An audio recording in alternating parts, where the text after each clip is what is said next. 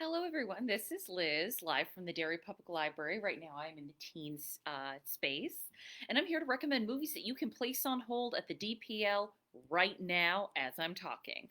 Um, Again, reminder we are doing curbside pickup Monday through Saturday, 10 to 2, and Wednesday evenings, 5 to 7. And you can either place a hold online or you can call us and we can place a hold for you.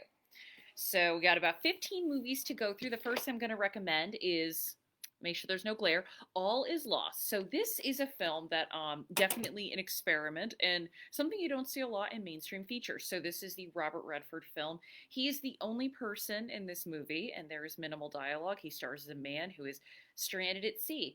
Very few actors can carry off literally carrying a movie themselves. Even Tom Hanks had Helen Hunt for a little bit of Castaway and Wilson the Volleyball. Um, but I mean, obviously, Robert Redford, great actor. I don't think he can really hit a false note. I think he said he was going to retire after this and then made Old Man and the Gun. I don't know if he'll ever completely retire, but if you want to see Robert Redford in a great survival film, All Is Lost is a great one. The next is a show I am recommending, and this is The Americans. I have the DVD for the final season, but we have all six. This was a great show, definitely spoke to the history buff in me. Originally aired on FX, it is about two deep cover Soviet agents in the early 80s in America, although if you ever read about some of the deep cover agents they had, this portrays them as far more competent than they really were. Great show. Matthew Rhys and Kerry Russell are said agents. It is as much a show about politics as it is about their marriage and their family. I think it's a fantastic show. It has political intrigue, it has drama, it has some romance, and I like the way that it ties in real world events to this fictional family. Up next, we have a great horror slash drama film, The Babba Duke. It's an Australian movie directed by Jennifer Kent, who directed last year's The Nightingale. And this is an interesting movie because it's about a monster, but it's also about grief. And the Babadook in this case is really the mother's inability to deal with the tragedy that's happened to her. Great performance by the main actress as well. I'm blanking on her name, but I do love Jennifer Kent, and I think she is a great director to watch. Up next, an adorable comedy called Fever Pitch.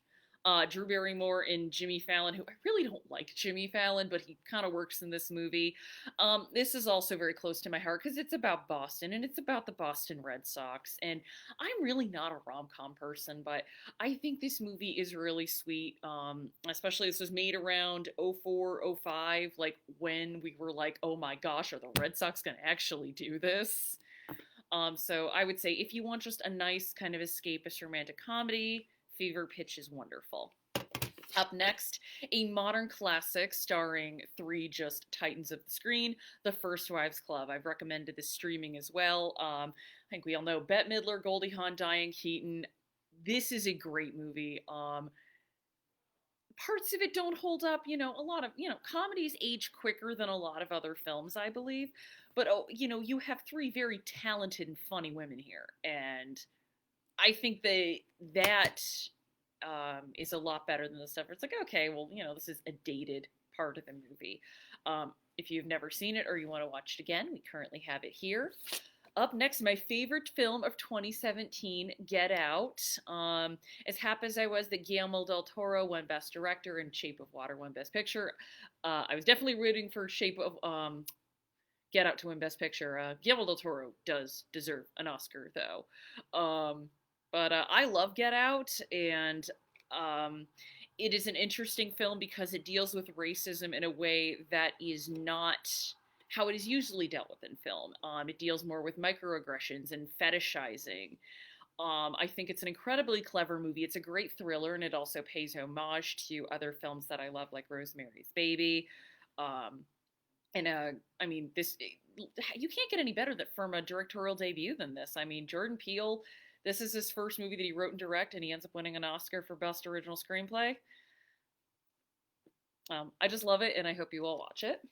Up next, another movie that I love. My favorite movie of 2019, Midsommar.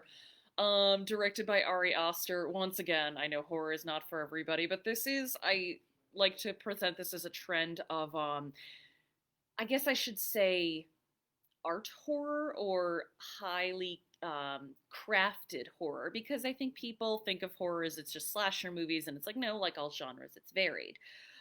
This is a young woman has a horrible tragedy in her life that ends with the death of many family members, and so she goes with her emotionally distant boyfriend to a retreat to this little small community in Sweden, and then kind of becomes the Wicker Man. And I'm just going to leave it at that. It is both brutal and beautiful. Up next, we have Once, a wonderful musical film.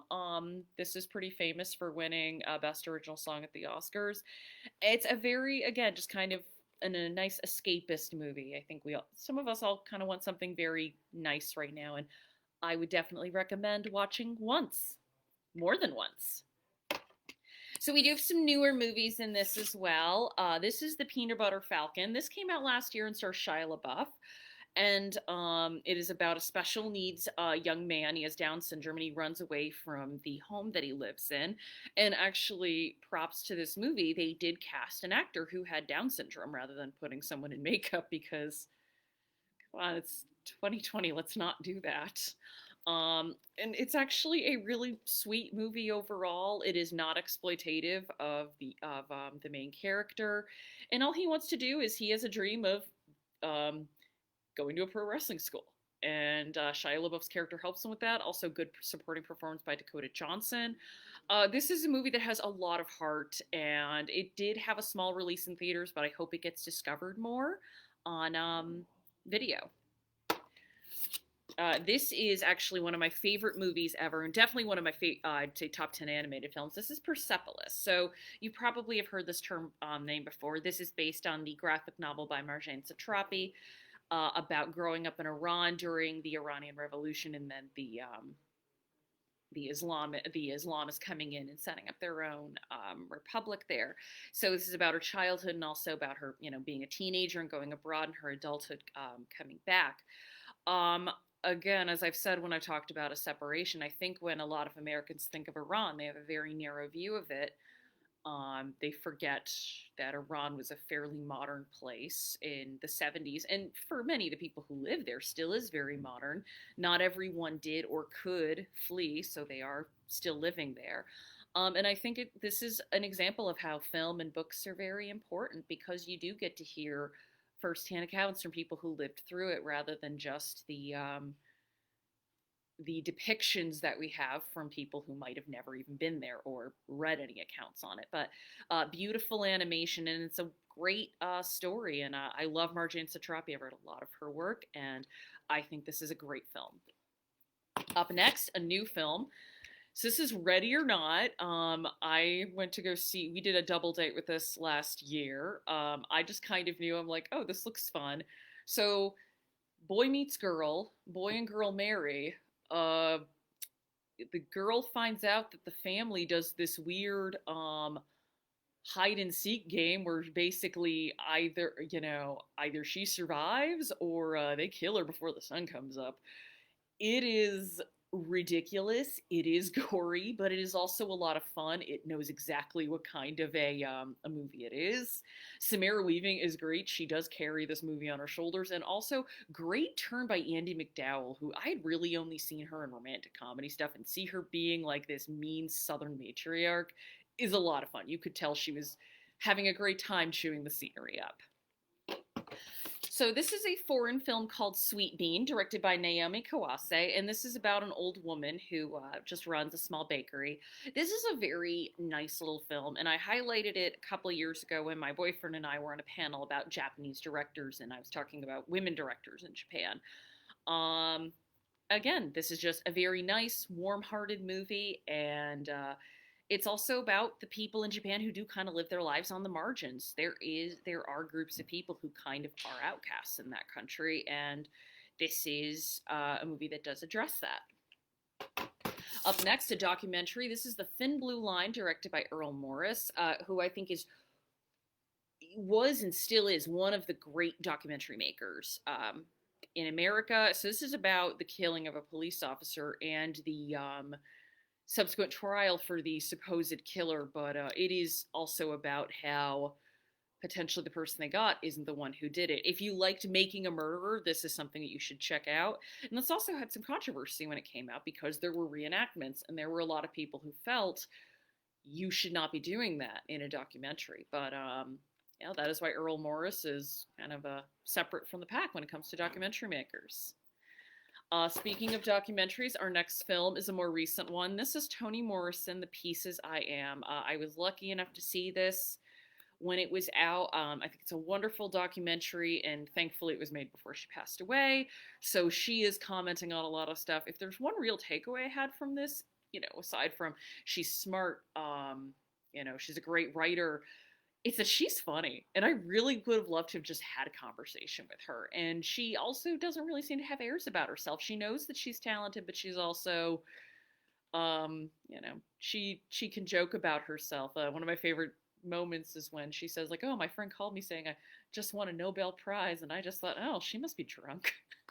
But yeah, if you want a good look at one of America's best authors, this is a great film. And our final film is a romantic comedy that I love that also stars Drew Barrymore. She's in a lot of romantic movies that I like. The Wedding Singer. There's a reason this is kind of considered to be a new classic. It's also one of the, it's a movie where Adam Sandler kind of tests his range out a bit. I said this would probably be the first time we saw him doing something other than the Billy Madison, Happy Gilmore stuff and actually trying to be a character rather than a caricature. I've been saying this a lot, but this movie is just very sweet. It's also very 80s, which I enjoy. Great soundtrack, a good supporting performance by Christine Taylor, and also cameo appearance by Billy Idol. You can't go wrong with that. So those are the recommendations that you can get at the Derry Public Library right now, and I will see you tomorrow with what's on Netflix and Prime. Spoiler alert, Mommy Dearest is on one of those.